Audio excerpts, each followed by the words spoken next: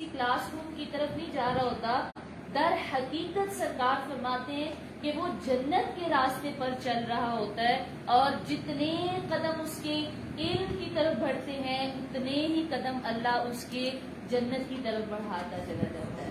اور یہ علم جو مرنے کے بعد بھی فائدہ دیتا ہے، یہ وہ علم ہے۔ کریم آقا صلی اللہ علیہ وآلہ وسلم آپ فرماتے ہیں کہ انسان جب مر جاتا ہے، دنیا سے چلا جاتا ہے، تو ہر چیز کا تعلق اس سے ختم ہو جاتا ہے، مٹ جاتا ہے، لیکن 3 اعمال ایسے ہوتے ہیں جو مرنے کے بعد بھی اس کے ساتھ چلتے رہتے ہیں، یعنی اس کو اس سے نفع ہوتا ہے، پروفٹ ملتا ہے۔ اور مرنے کے بعد وہ کون سے اعمال ہیں کہ بندے کو مر گیا پھر بھی پروفٹ مل رہا ہے؟ تو کریم آقا صلی اللہ علیہ وآلہ وسلم آپ فرماتے ہیں اس میں سب سے پہلا صدقہ جاریہ ہے، یعنی آپ نے ایسا صدقہ کیا، آپ نے مسجد تعمیر کروائی، مدرسہ بنوایا، مسافر خانہ بنوایا، پانی جاری کروایا، آپ نے کوئی ایسا کام کیا، کسی کو قرآن پاک لے کر دیا، اور آپ تو چلے گئے، آپ تو رخصت ہو گئے، لیکن وہ کام مستقل طور پر آپ کے پیچھے بھی چل رہا ہے۔ مدرسے کی جو عمارت ہے وہ آپ کے مرنے کے بعد بھی ہزاروں طالبات اور طلباء کو فائدہ دے رہی ہے۔ مسجد ہے تو آپ مر گئے لیکن ہزاروں کروڑوں لوگ وہاں پر آ کر عبادت کر رہے ہیں۔ تو فرمائے صدقہ جاریہ ایسا صدقہ جو آپ کے مرنے کے بعد بھی آپ کے پیچھے جاری ہے، چل رہا ہے، فرمائے اس کا ثواب مرنے کے بعد بھی اللہ عطا فرماتا ہے۔ اور جو دوسری چیز ہے، ہمیں 3 چیزیں ہیں نا، دوسری چیز جو ہے وہ علم نافع، ایسا علم جو آپ کی ذات سے دوسروں کو فائدہ پہنچاتا ہے۔ آپ نے ایسا علم پڑھا ہے، آپ نے ایسی تعلیم حاصل کی ہے کہ آپ کی زبان سے، آپ کی باتوں سے، آپ کے اخلاق سے دوسرے نفع حاصل کر رہے ہیں، فائدہ حاصل کر رہے ہیں۔ یعنی کوئی بیماری میں ہے تو آپ اسے دعا سکھا دیتے ہیں کہ اچھا مجھے اس دعا کا پتہ ہے، آپ یہ دعا پڑھیں اللہ آپ کو شفا دے دے گا، اس کو علم نافع کہتے ہیں۔ آپ کے سامنے کوئی پریشان ہے، کوئی رو رہا ہے، کوئی تکلیف میں ہے، آپ ایک دعا دیتے ہیں، آپ کہتے ہیں یہ دیکھو میں نے یہ قرآنی دعا سیکھی ہے، آپ بھی اس کو پڑھیے، اللہ تعالیٰ آپ کو تسکین دے گا، آپ کے دکھ کو دور کر دے گا۔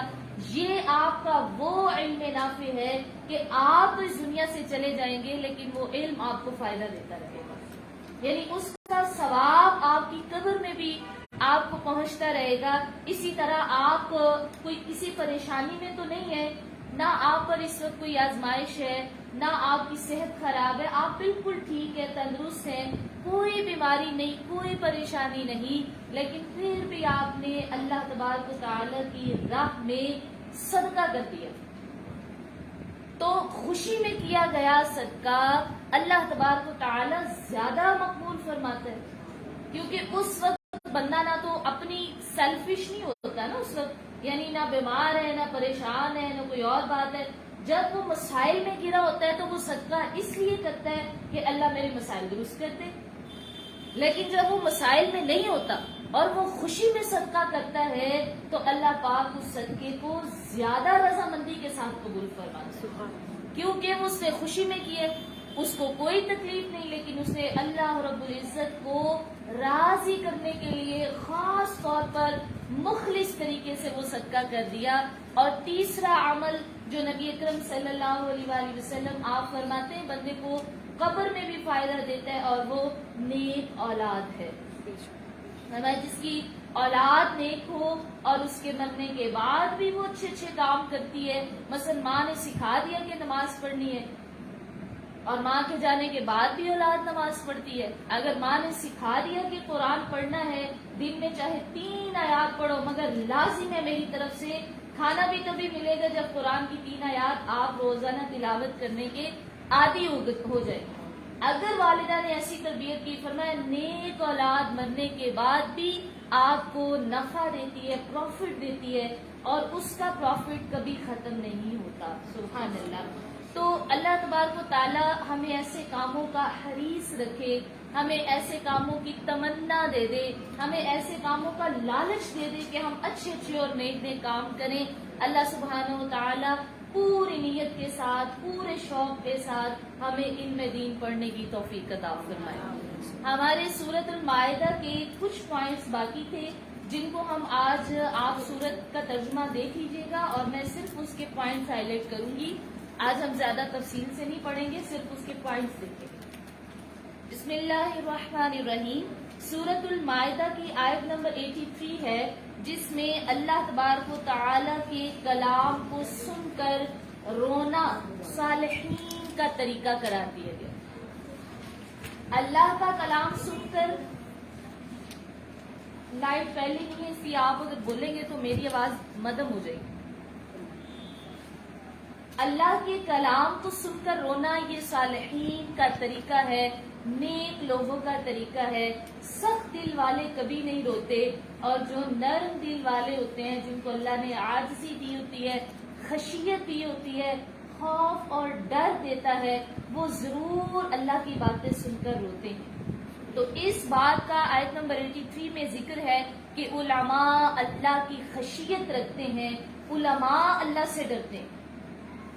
اور یہ دعویٰ بالکل سچا ہے کہ انما یخشی اللہ من عبادہ العلماء, اللہ کے بندوں میں سے اللہ سے ڈرنے والے علماء ہی ہوتے, کیونکہ اللہ تبارک و تعالیٰ سے وہ دعائیں بھی زیادہ کرتے ہیں, اللہ کا ذکر بھی زیادہ کرتے ہیں, اللہ کی خشیت بھی زیادہ ہوتی ہے.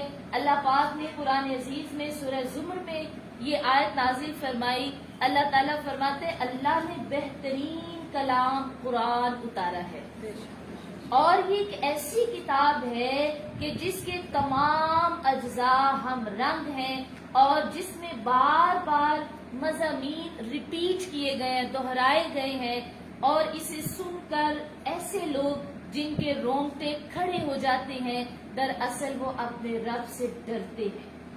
یہ اللہ پاک نے خشیت کا ایک پہلو عطا کی ہے کہ اللہ سے کون ڈرتا ہے, جب وہ قرآن سنتا ہے تو اس کے رونگٹے کھڑے ہو جاتے ہیں, پھر ان کے جسم اور ان کے دل نرم ہو جاتے ہیں, اور وہ اللہ کے ذکر کی طرف راغب ہو جاتے ہیں. یہ اللہ کی ہدایت ہے, اور جسے وہ چاہے وہ یہ ہدایت عطا فرماتا ہے. یاد رکھیں کہ 3 افراد ایسے ہیں کہ جن کی آنکھیں قیامت کے دن آنکھ کو دیکھیں گی بھی نہیں, اور ان میں سے ایک آنکھ وہ ہے جو اللہ کے ڈر سے روتی ہے, اللہ کے ڈر سے آنسو بہاتی ہے. اللہ کے محبوب فرماتے وہ آنکھ تو جہنم کی آگ کو دیکھے گی بھی نہیں, اللہ اس آنکھ کو آگ کے دیکھنے سے بھی محفوظ فرماتے ہیں.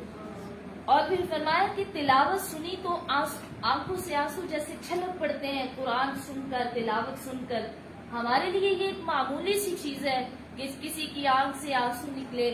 فرمایا وہ مکھی کے پر کے برابر بھی ہو.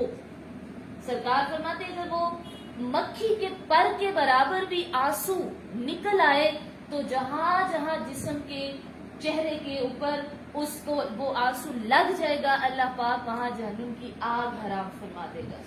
یعنی یہ درجہ اس آنسو کا. حالانکہ ہمارے آنسو تو معمولی سی چیز ہے. اپنا جائزہ لیجئے کہ ہم روتے کن چیزوں پر ہیں. یعنی کیا ہم صرف دنیا کی تکلیفوں میں روتے ہیں, یا جب ہمیں اپنے ماں باپ یاد آئے ہم تبھی روتے ہیں, ہمیں اپنے بہن بھائی یاد آئے تو ہم تبھی روتے ہیں. مثال کے طور پر اچھے دنوں, خوشی کے دنوں تو ہم اپنے والدین کو یاد کر کے روتے ہیں. تو اپنا جائزہ لیجئے کہ ہمارے آنسو صرف دنیا کے لیے ہی بہتے ہیں, یا کہ آخرت کے لیے بھی آنسو بہتے ہیں, یا ہمارے آنسو اللہ کی یاد میں بھی کبھی بہتے ہیں. تو فرمایا کہ یہ جو آنسو ہیں جو خشیت الہی میں بہتے ہیں, اللہ پاک نے ان آنسوؤں کو بھی مقام عطا فرمایا ہے. اور اس آیت میں شاہدین کا لفظ استعمال ہوا ہے.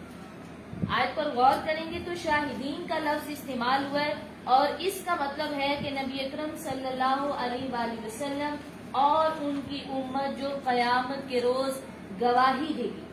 آپ دیکھیں ہم دین میں داخل کب ہوتے ہیں, جب ہم گواہی دیتے ہیں. ہم کہتے ہیں اشہد اللہ الہ الا اللہ وحدہ لا شریک لہ واشہد ان محمدا عبدہ ورسولہ. تو اللہ پاک نے ہماری جو صفت عطا کی ہے, ہمیں اعزاز عطا کی ہے, وہ یہ کہ ہم شاہدین میں سے ہیں، قیامت کے روز بھی ہم گواہی دیں گے اور دنیا میں بھی الحمدللہ ہمارا شمار گواہوں میں ہوتا ہے۔ آیت نمبر 85 میں ذرا دیکھ لیجئے، یہ حبشہ کا ایک وفد تھا جو مسلمان ہو گیا، تو یہودیوں نے انہیں تانا دیا، کہا کہ کیا ضرورت تھی تمہیں دین اسلام قبول کرنے کی؟ تو اس وفد نے انہیں جواب دیا کہ جب ہمیں حق واضح ہو گیا، ہمیں علم ہو گیا کہ اصل چیز کیا ہے، ہمیں علم ہو گیا کہ رب تعالیٰ ایک ہے اور یہ اس کے سچے رسول ہیں، تو پھر ہم کیوں نہ ایمان لے کر آتے، پھر ہم کیوں نہ دین اسلام کو قبول کرتے؟ تو اس آیت میں، آیت نمبر 85 میں اللہ فرماتا ہے فَأَثَابَهُمُ اللَّهُ بِمَا قَالُوا، اس بات کے بدلے جو انہوں نے اتنی اچھی بات کہی کہ ہمارے سامنے ہدایت واضح ہو گئی، ہم پھر کیوں نہ ایمان لے کر آتے، اللہ نے اس جملے کے بدلے میں، اس اچھی بات کے بدلے میں انہیں جنت الفردوس عطا کر دی۔ فرمایا ایسی جنت اللہ نے انہیں عطا کی جس میں نہریں بہتی ہیں، تو گویا اچھی بات پر بھی جنت مل جاتی ہے۔ یہ آیت ہمیں یہ بتاتی ہے کہ اچھی بات پر بھی جنت مل جاتی ہے۔ اگر مال کے ساتھ نیکی نہ کر سکے، آپ کے پاس مال اتنا نہیں، آپ کے پاس علم اتنا نہیں، آپ کے پاس طاقت اتنی نہیں، آپ مصروف ہیں، تو پھر آپ اچھی بات کے ذریعے بھی جنت حاصل کر سکتے ہیں۔ یہ اس آیت سے ہمیں معلوم ہوتا ہے۔ دیکھیں جیسے ایک دفعہ الحمدللہ کہا تو پورا میزان بھر جاتا ہے۔ سرکار فرماتے ایک بار الحمدللہ کہا تو آپ کا میزان عمل ثواب سے بھر جاتا ہے۔ اسی طرح آپ ایک بار سبحان اللہ کہیں تو اللہ پاک آپ کے میزان عمل کو ثواب سے بھر دیتا ہے۔ اور یعنی اچھے جملے جو ہیں، نبی اکرم صلی اللہ علیہ وآلہ وسلم نے فرمایا کہ جو اچھے جملے ہیں یہ جنت لازم کر دیتے ہیں۔ آپ سے ہانی بن یزید نے پوچھا، ایک شخص تھا، اس نے کہا حضور کون سی چیز انسان کے اوپر جنت کو واجب کر دیتی، یعنی وہ کون سی شے ہے کہ انسان کو عمل کرے تو جنت واجب ہو جاتی ہے؟ سرکار فرماتے ہیں کہ عمدہ کلام کرو، اچھی اچھی باتیں، عمدہ کلام کرو اور کھانا کھلایا کرو۔ فرماتے یہ دو اعمال ہیں کہ انسان کے اوپر جنت واجب ہو جاتی ہے۔ اور مدینہ شریف میں پہنچتے ہی کریم آقا صلی اللہ علیہ وآلہ وسلم نے جو سب سے پہلا خطبہ دیا تھا، وہ خطبہ بھی یہی تھا کہ اے لوگوں اسلام لے آؤ، اچھی گفتگو پھیلاؤ، عمدہ سلام کیا کرو، عمدہ کلام کیا کرو۔ اور آپ فرماتے کہ جب رات کو سب سو جائے اس وقت قیام کیا کرو، اللہ پاک تمہیں جنت عطا کر دے گا۔ اچھا ایک دیکھیں، ایک اور حدیث مبارکہ میں ہمیں بیکار اور فضول باتیں کرنے سے منع کیا گیا کہ ایسا کلام جو آپ کو ضائع کر دے، جو آپ کی طاقت ختم کر دے، ایسا کلام نہ کیا کرو، ایسی گفتگو نہ کیا کرو۔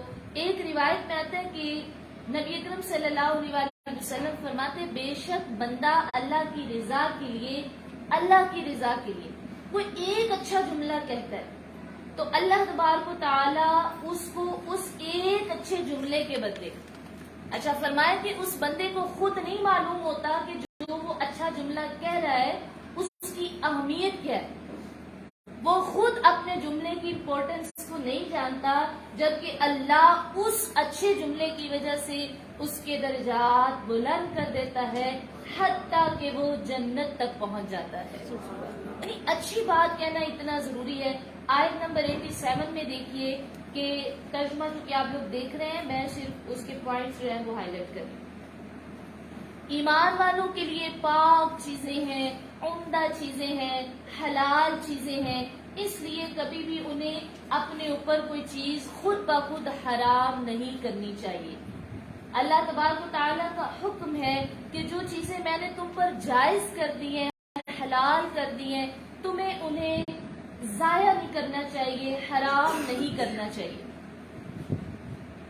دراصل یہ جو آیت مبارکہ ہے یہ ہمیں اعتدال سکھاتی ہے، کہ اگر آپ نے دین میں بھی آنا ہے تو بہت زیادہ یعنی جو چیزیں اللہ نے جائز کرتی ہیں ان کو ناجائز نہیں کر لینا اپنے اوپر. مثلا نکاح کرنا جائز ہے تو اگر آپ عالم ہیں، آپ ولی ہیں یا آپ کوئی بھی ہیں تو آپ اس چیز کو جائز چیز کو حرام نہیں کر سکتے. اچھا کچھ اشخاص جو ہے نا وہ نبی اکرم صلی اللہ علیہ وآلہ وسلم کے صحابہ کے پاس آئے. 3 لوگ تھے.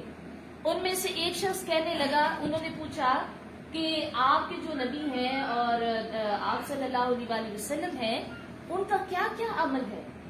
تو لوگوں نے بتایا کہ ان کی اتنی بیویاں ہیں، انہوں نے اتنے نکاح کیے ہوئے ہیں، وہ اتنی نماز پڑھتے ہیں، وہ کبھی روزہ رکھتے ہیں کبھی نہیں بھی رکھتے، کبھی راتوں کو قیام کرتے ہیں کبھی نہیں بھی کرتے.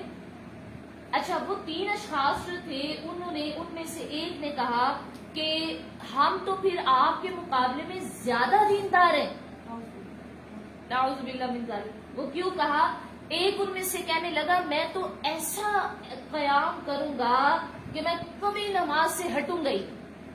دوسرے نے کہا میں ایسا روزہ رکھوں گا کہ میں کبھی کھانا کھاؤں گا ہی نہیں. تیسرے نے کہا میں کبھی کسی عورت سے شادی نہیں کروں گا. تو اچھا وہ تینوں جو ہیں ان کو نبی اکرم صلی اللہ علیہ وآلہ وسلم کے پاس پیش کیا گیا. تو آپ نے فرمایا اچھا تم تینوں وہی ہو جنہوں نے یہ باتیں کی ہیں؟ تو انہوں نے عرض کی جی ہم نے یہ باتیں کی ہیں. تو آپ صلی اللہ علیہ وآلہ وسلم آپ فرماتے ہیں کہ اللہ کی قسم میں تم سب سے زیادہ اللہ سے ڈرنے والا ہوں. سبحان اللہ.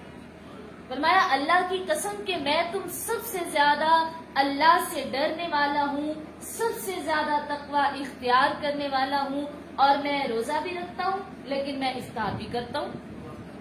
ٹھیک ہے، میں نماز بھی پڑھتا ہوں لیکن میں سوتا بھی ہوں، میں نکاح بھی کرتا ہوں لیکن میں اللہ کی عبادت بھی کرتا ہوں. تو یعنی دین اسلام ایک معتدل دین ہے. خیر الامور اوسطها، تمہارے کاموں میں سے بہترین کام وہ ہے جو تم میانہ روی میں کرتے ہو. یعنی آپ اعتدال میں رہ کر اگر لباس ہے تو وہ بھی اچھا پہنتے ہیں، اعتدال والا پہنتے ہیں تو وہ جائز ہے. یعنی دین اور جو دنیا ہے یہ دونوں حسین امتزاج ہیں، الگ الگ چیزیں نہیں ہیں. آج کل لوگوں نے اتنا برا کانسیپٹ دیا ہماری جنریشن کو کہ جو دیندار ہے نا وہ بس دینداری ہے اور جو دنیا والا ہے وہ دنیا والا ہے. اچھا وہ 2 ہم نے طبقے بنا لیے لگے.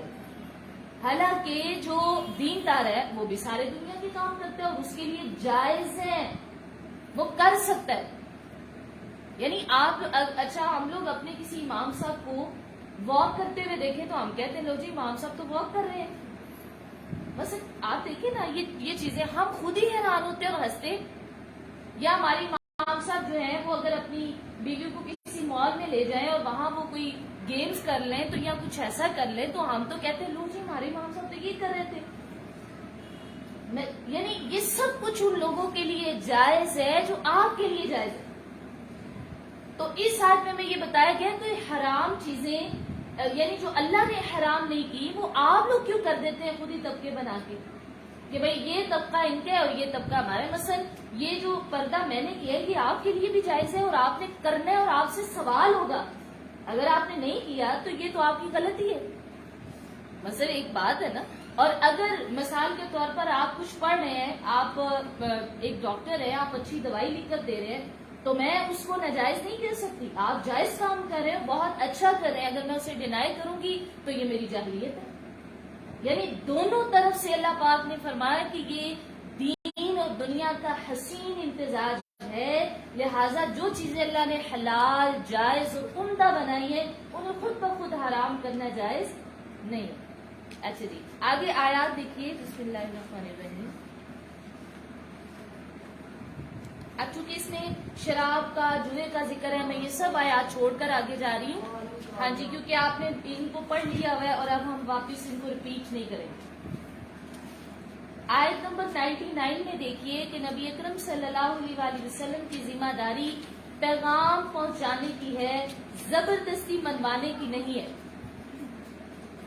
کریم آقا صلی اللہ علیہ وآلہ وسلم کا کام تو امت محمدیہ تک پیغامات پہنچانا ہے. اس آیت میں یہی بتایا گیا دیکھیں نا کہ کریم آقا صلی اللہ علیہ وآلہ وسلم نے جب خطبہ دیا قربانی کے دن تو آپ نے ارشاد فرمایا بے شک تمہارے خون اور تمہارے مال تم پر حرام ہے، جیسے اس دن کی حرمت تمہارے اس دن میں، اس مہینہ میں اور اس شہر میں ہے۔ یعنی آپ نے فرمایا تمہارے خون اور تمہارے مال حرام ہے، ایک دوسرے کے لیے عزت کا باعث ہے۔ اور آپ نے فرمایا کہ خبردار لوگوں، کیا میں نے تمہیں اللہ کا پیغام نہیں پہنچا دیا؟ تو سب صحابہ بولے، کہا کیوں نہیں سرکار، ہم گواہی دیتے ہیں کہ آپ نے اللہ کا سارا پیغام، دین، ہدایت سب کچھ ہمارے تک پہنچا دیا ہے۔ تو آج صلی اللہ علیہ وسلم نے اس روز 3 مرتبہ یہ جملہ ارشاد فرمایا اللہم اشہد، اے اللہ تو گواہ ہے، یہ دیکھ یہ سب لوگ کیا کہہ رہے ہیں کہ میں نے تیرا پیغام ان تک پہنچا دیا۔ پھر فرمایا اللہم اشہد، آپ نے بات 3 مرتبہ فرمایا، اے اللہ تو گواہ ہے کہ میں نے تیرا پیغام لوگوں تک پہنچا دیا۔ اللہم اشہد، اے اللہ تو گواہ ہے تیری ہدایت کا پیغام میں نے لوگوں تک پہنچا دیا۔ اچھا، یہ وہ دن تھا جس روز آپ نے یہ گواہی لی لوگوں سے اور اللہ کو گواہ بنایا، اور آپ نے فرمایا اب لوگوں ایسا کرو کہ تم پر فرض ہے کہ جو لوگ اس وقت موجود ہیں یہ میری اس بات کو غائب لوگوں تک پہنچائیں گے، یعنی جو موجود نہیں ہے۔ اور آپ صلی اللہ علیہ وسلم فرماتے ہیں بعض اوقات براہ راست سننے والے سے زیادہ وہ شخص اس بات کو زیادہ یاد رکھتا ہے جو وہاں موجود نہیں ہو۔ اس لیے امت محمدیہ کو تلقین کی گئی ہے کہ وہ علم جو ہے اس کو شیئر کیا کرے۔ اگر علم پہنچانے کی ذمہ داری نہ ہوتی تو ہماری نسلوں میں تو حافظ قرآن ہی نہ ہوتے، اور اتنے بڑے بڑے محدثین، مفسرین، یہ کچھ بھی نہ ہوتا اگر کریمہ کا صلی اللہ علیہ وسلم نے تبلیغ کا حکم نہ دیا۔ تو ہمیں امت محمدیہ کو تبلیغ کا حکم ہے۔ اگر آپ خود اچھی بات سن رہے ہیں تو ضرور بھی ضرور اسے کسی دوسرے تک پہنچا دیجیے۔ فرمائے یہ آپ کے کندھوں پر ایک بوجھ ہوتا ہے کہ اگر آپ خود سن رہے ہیں، آپ کسی کو نہیں بتا رہے، تو یہ آپ کے کندھوں پر بوجھ ہے دین کا۔ اور جب آپ خود اچھا سن رہے ہیں اور آپ کسی ایک شخص تک اس کی تبلیغ کر رہے ہیں تو یہ کریم آقا کی سنت پر عمل بھی ہے اور اللہ کے حکم کی اطاعت بھی ہے۔ آیت نمبر 106 پر آ جائیے، جس میں فرمایا کہ تم اپنی موت سے پہلے ذرا اپنی وراثت میں تقسیم کر لیا کرو اور اپنی وصیت لکھ لیا کرو۔ اچھا، یہاں اللہ تعالیٰ نے فرمایا کہ یہ جو موت ہے نا، یہ ایک مصیبت ہے۔ موت جو ہے یہ مصیبت ہے، اس کا کوئی نعم البدل نہیں۔ دیکھیں اگر مال چلا گیا تو واپس مل سکتا ہے، لیکن اگر جان چلی گئی تو واپس نہیں ملے گی۔ تو اس میں یہی اسی لیے کیونکہ موت جو ہوتی ہے یہ انسان کو اچانک آتی ہے اور ختم کر دیتی ہے، اللہ پاک نے اس میں موت کو مصیبت کے لفظ سے پکارا۔ اچھا، اللہ رب العزت نے فرمایا اگر تم کسی سفر پر جانے لگو تو سفر پر جانے سے پہلے ہی اپنی وصیت لکھ کر رکھ لیا کرو۔ ضرور بھی ضرور انسان کو اپنی زندگی میں ہی وصیت لکھ لینی چاہیے۔ اگر اس کا کسی اچھے کام کا ارادہ ہے تو وہ زندگی میں ہی پورا کر لے۔ جو زندگی میں مال آپ خرچ کریں گے اس کی لمٹ نہیں ہے کہ آپ نے اتنے مال میں سے صدقہ کرنا ہے، اتنے میں سے آپ نے جو ہے وہ مدرسہ بنوانا ہے، اتنے میں سے آپ نے نیکی کرنی ہے، لیکن مرنے کے بعد آپ کی وصیت جو ہے وہ صرف 1/3 مال میں سے ہوگی۔ اس لیے اللہ تبارک و تعالیٰ نے فرمایا کہ تمہاری ساری اولاد تو تمہارا مال تقسیم کر لے گی آپس میں، اور جو نیکی والا مال ہے وہ صرف 1/3 رہ لے گا۔ یعنی پھر پتا ہوگا کہ اس بندے کے سارے مال میں سے نیکی صرف 1/3 ہے۔ لیکن اگر تم نے وصیت آلریڈی لکھ کر رکھی ہوئی ہے اور اپنے سارے بچوں کو بتا دیا کہ میرا یہ بہت بڑا نیک کام جو میں کرنا چاہتی ہوں یہ میرے مال میں سے اس کا یہ مقرر ہے اور یہ میں وصیت کر رہی ہوں، یہ لکھ رہی ہوں، یہ رکھ رہی ہوں، یہ آپ نے پورا کرنا ہے، تو اللہ رب العزت نے فرمایا وہ وصیت اپنی زندگی میں موت سے پہلے کر لو، ورنہ موت جیسی مصیبت آ گئی تو اس پہ تمہاری جان واپس لوٹائی نہیں جائے گی اور نیکی کا موقع ہاتھ سے ختم ہوگا۔ اور بعد کا جو مال ہے نا وہ آپ کا نہیں ہوتا، وہ تو بچوں کا ہو جاتا ہے، اور آپ کا مال وہ ہے جو آپ اپنے ہاتھ سے تقسیم کر رہے ہیں۔ آیت نمبر 114 ہے 114، اور اس آیت میں یہ پوری سورہ مائدہ، سورۃ المائدہ جس کا ہم نے نام پڑھا تھا کہ وجہ کیا ہے سورت کے نام کی، مائدہ کا مطلب ہوتا ہے دسترخوان، اور اس سورت میں دسترخوان مانگا گیا۔ اس کا میں ترجمہ پڑھ رہی ہوں، ذرا دیکھیں۔ عیسیٰ ابن مریم نے عرض کی، اے اللہ، اے رب، ہم پر آسمان سے ایک دسترخوان نازل فرما تاکہ ہمارے لیے عید ہو جائے، ہمارے اگلوں کے لیے، پچھلوں کے لیے، اور تیری طرف سے ایک نشانی ہو جائے، اور ہمیں رزق دے، بے شک تو بہترین رزق دینے والا ہے۔ اچھا، حواری جو تھے جنہوں نے حضرت عیسیٰ علیہ السلام کی مدد کی تھی، معلوم ہے نا، جب ہم نے کل بھی پڑھا، تو حضرت عیسیٰ کی مدد کرنے والے حواریوں نے جب حضرت عیسیٰ کی مدد کی اور حکم کی اطاعت کی، آپ کے ساتھ کھڑے رہے، تو جب انعام کے طور پر انہوں نے کہا کہ اے عیسیٰ، آپ اللہ پاک سے دعا کیجئے کہ وہ آسمان سے بہت پیارا کھانوں کا دسترخوان نازل فرمائے تاکہ ہمارے لیے ایک نشانی ہو جائے اور ہمیں پتہ چل جائے کہ جس بندے کے ساتھ ہم کھڑے ہیں وہ واقعی اللہ کا نبی ہے، وہ سچا ہے، اور ہم عید کریں گے اس دن جس دن اللہ پاک آسمان سے دسترخوان نازل فرمائے گا۔ تو حضرت عیسیٰ علیہ السلام نے دعا کی، اللہ پاک نے فرمایا ٹھیک ہے عیسیٰ۔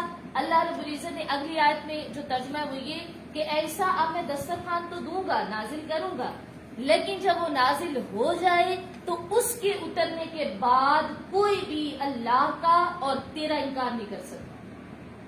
اگر کوئی شخص انکار کرے گا، اسے ٹھکرا دے گا یا اس کا انکار کر دے گا، تو فرمایا اس کو میں ایسا عذاب دوں گا جو کبھی کسی کو نہیں دیا۔ اور پھر ایسا ہی ہوا، آسمان سے دسترخوان اترا اور حضرت عیسیٰ کے حواریوں نے اس دن بہت بڑی عید کی، جشن کیا، اور جن لوگوں نے پھر اس دن دسترخوان دیکھ کر بھی انکار کر دیا، اللہ نے ان کو عذاب یہ دیا، انکار کی وجہ سے ان کو اللہ نے خنزیر کی شکلوں میں تبدیل کر دیا، وہ 3 روز تک زندہ رہے اور پھر ہلاک ہو گئے۔ اس آیت میں ہمیں یہ معلوم ہوتا ہے کہ جو اللہ پاک نے، جیسے نبی اکرم صلی اللہ علیہ وآلہ وسلم جب مدینہ منورہ گئے تو دیکھا کہ وہاں یہودی 10 محرم کا روزہ رکھتے ہیں، تو آپ صلی اللہ علیہ وآلہ وسلم نے پوچھا کہ تم 10 محرم کا روزہ کیوں رکھتے ہو؟ کہنے لگے اس لیے کہ اس دن اللہ پاک نے حضرت موسیٰ علیہ السلام کو اور ہمیں یعنی بنی اسرائیل کو فرعون سے نجات دی تھی، اس فرعون کو سمندر میں غرق کر دیا تھا اور ہمیں آزاد کر دیا تھا، اس خوشی میں ہم روزہ رکھتے ہیں۔ تو نبی اکرم صلی اللہ علیہ وآلہ وسلم آپ نے فرمایا پھر تو حضرت موسیٰ سے میرا تعلق زیادہ ہے، تو آپ نے خود بھی پھر 10 محرم کا روزہ رکھا اور تمام صحابہ کو بھی رکھنے کا حکم دیا، بلکہ آپ نے فرمایا ہم اگر ایک روزہ رکھیں گے تو ہماری مشابہت ہو جائے گی یہودیوں سے، اس لیے ہم 2 روزے رکھیں گے، یا تو 10 کے ساتھ پہلے ایک دن ملا لیں گے یا 10 کے ساتھ اگلا ایک دن جو ہے وہ ملا لیں گے۔ اس کا مطلب یہ ہوا کہ جس روز اللہ کوئی خاص چیز عطا کرتا ہے اس روز کی سیلیبریشن کرنا یہ جائز ہے، یہ صالحین کا طریقہ ہے، یہ انبیاء کا طریقہ ہے کہ جس روز آپ کے ساتھ کوئی خاص معاملہ، اللہ کی برکت حاصل ہوتی ہے، انعام ملتا ہے، نعمت ملتی ہے، اور کائنات کی سب سے بڑی نعمت کریمہ کا صلی اللہ علیہ وآلہ وسلم کا وجود ہے۔ اس لیے محبت کا تقاضا یہ ہے کہ جس روز حضور تشریف لائے اس روز کو بھی سیلیبریٹ کرنا یہ بہت بڑی اطاعت گزاری ہے، شکر گزاری ہے، اور یہ جائز ہے، اس کا کہیں پر بھی منع کرنا یہ درست نہیں ہے، ٹھیک ہے۔ اور بالکل اچھا، اس آیت میں نا ایک بڑی اچھی چیز یہ ہے کہ اس میں رزق مانگنے کی دعا ہے، ٹھیک ہے۔ حضرت عیسیٰ نے تو یہ کہا تھا نا وارزقنا، ہمیں رزق عطا فرما، تو آپ نے اسے کہنا ہے اللہم ارزقنی وانت خیر الرازقین، اللہ مجھے بے حساب رزق دے، بے شک تو بہت اچھا رزق دینے والا ہے۔ تو رزق میں فراخی کی دعاؤں پر جو ہے وہ ہمیں مشتمل جتنی دعائیں ہیں یہ اللہ پاک سے مانگنی چاہیے، یہ بہت بہترین دعا ہے، اسے ضرور شامل کیجیے۔ اللہم ارزقنی، بس اتنا. آگے لکھا ہوا وَأَنْتَ خَيْرُ الرَّازِقِينَ.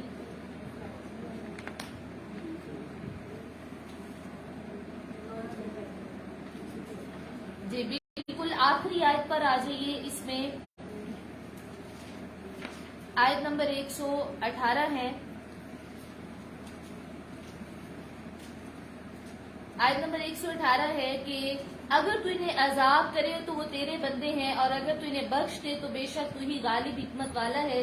اس آیت میں حضرت عیسیٰ علیہ السلام کو اللہ کا بیٹا کہنے والوں کے بارے میں بتایا گیا کہ قیامت کے دن اللہ تعالیٰ حضرت عیسیٰ علیہ السلام سے یہ سوال کرے گا کہ اے عیسیٰ، کیا آپ نے ان لوگوں سے کہا تھا کہ یہ آپ کو اللہ کا بیٹا کہے، یا آپ کی ماں کو اللہ کی جو ہے وہ ساتھ میں شریک کر لے؟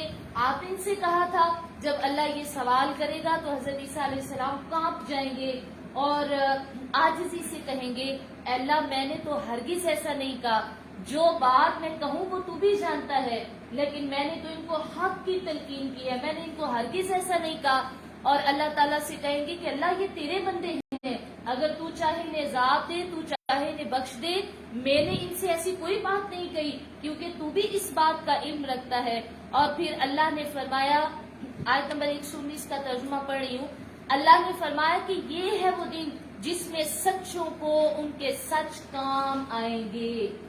یعنی پھر حضرت عیسیٰ چونکہ سچ بول رہے ہوں گے نا، تو فرمایا یہ وہ دن ہے کہ جب سچوں کے سچ کام آئیں گے. ان کے لیے باغ ہیں جن کے نیچے نہریں بہ رہی ہیں، اور وہ ان میں ہمیشہ رہیں گے. رضی اللہ عنہم ورضوا عنہ، اللہ ان سے راضی ہو گیا جو سچ بولتے رہے، اور آج قیامت کے روز جنت کو دیکھ کر وہ بھی اللہ سے راضی ہو جائیں گے. ذالک الفوز العظیم. اور اصل میں تو یہی کامیابی ہے کہ مالک بندے سے راضی ہو جائے اور بندہ اپنے مالک سے راضی ہو جائے. ذالک الفوز العظیم، یہی تو اصل کامیابی ہے. کریم آقا فرماتے کہ بے شک سچائی جو ہے وہ نیکی کا راستہ ہے، یعنی سچ بولتے رہنا یہ نیکی کا راستہ ہے، اور نیکی انسان کو آخر کار جنت میں لے کر جاتی ہے. نیکی جنت میں لے کر جاتی ہے، اور آدمی جب سچ بولتا رہتا ہے یہاں تک کہ اللہ اس کو اپنے پاس، فرشتوں کو کہتے ہیں کہ تو ہمیشہ سچ بولتا ہے، لہٰذا میرے اس بندے کو صدیق لکھ دو.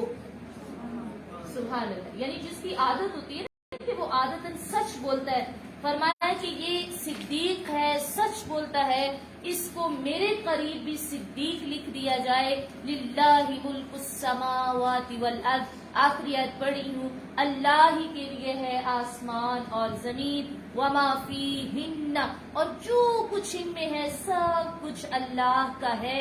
وَهُوَ عَلَى كُلِّ شَيْءٍ قَدِيرٌ. کتنا پیارا جملہ ہے. بے شک اللہ ہی ہر چیز پر قادر ہے، وہ جو چاہے کر سکتا ہے. صدق اللہ العظیم و صدق رسولہ النبی الکریم. سورۃ المائدہ مکمل ہو گئی ہے. انشاءاللہ ہم کل سورۃ الانعام سے شروع کریں گے.